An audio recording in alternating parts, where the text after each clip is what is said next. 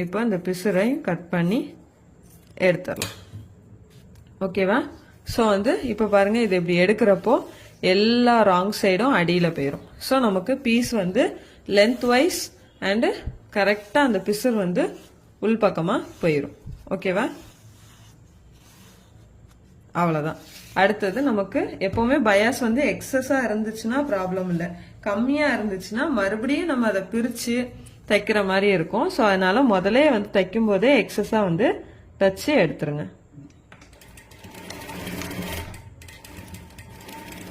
Okay, இப்போ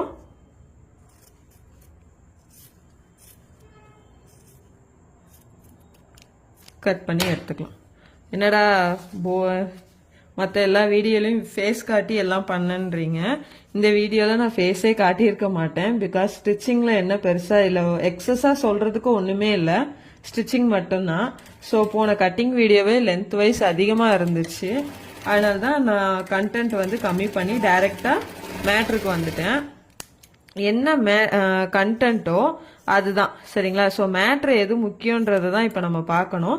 நமக்கு இதில் வந்து கண்டென்ட்டே வந்து ஸ்டிச்சிங் மட்டும்தான். ஸோ நான் ஸ்டிச்சிங்கில் தான் வந்து ஃபுல் ஃபோக்கஸ்டாக என்னென்ன பாயிண்ட் சொல்லணுமோ எல்லாமே சொல்லியிருக்கேன். ஸோ இந்த மாதிரி இருக்கிற இந்த வால் அந்த எல்லாத்தையும் நம்ம கொஞ்சம் கட் பண்ணி எடுத்துடலாம்.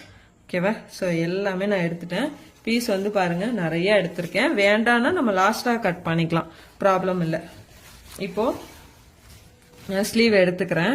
எப்போவுமே இந்த அதாவது வி பட்டி, சரிங்களா? ஸோ இதுல இருந்து போங்க, அதாவது நம்மளோட லெஃப்ட் சைடு ஹேண்ட்ல இருந்து அந்த பீஸ்ல இருந்து போனீங்கன்னா உங்களுக்கு கொஞ்சம் ஹேண்டில் பண்ண ஈஸியா இருக்கும். ஸோ ரைட் சைட்ல இருந்து போனீங்கனாலும் ப்ராப்ளம் இல்லை, பட் ஹேண்டில் பண்ணதுக்கு கரெக்டா தெரிஞ்சுக்கோங்க. இப்போ இந்த பீஸ் இருக்குல்ல, ஸ்டார்டிங் இப்படி வைக்கிறோம்ல, இதை வந்து ஒரு 1/2 இன்ச் வெளியில வச்சு அதை இப்படி ஃபோல்ட் பண்ணிக்கோங்க. ஃபோல்ட் பண்ணி 1/2 இன்ச் நம்ம வந்து கொடுத்துருக்கோம்ல, ஆனா இது 0.25 தான் கொடுக்கணும். ஸோ அது கொடுத்தீங்கன்னா தான் ஈஸியா இருக்கும் உங்களுக்கு, இல்லைன்னா எக்ஸஸ் ஃபேப்ரிக்கை கட் பண்ற மாதிரி இருக்கும்.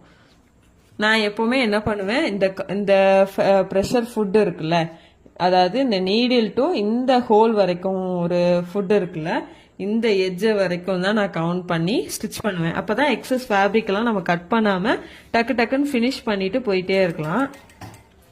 ஆனா இன்னைக்கு 1/2 இன்ச் நான் சொல்லியிருக்கனால எனக்கு கொஞ்சம் கட்டிங் வேலை இருக்கும்னு நான் நினைக்கிறேன்.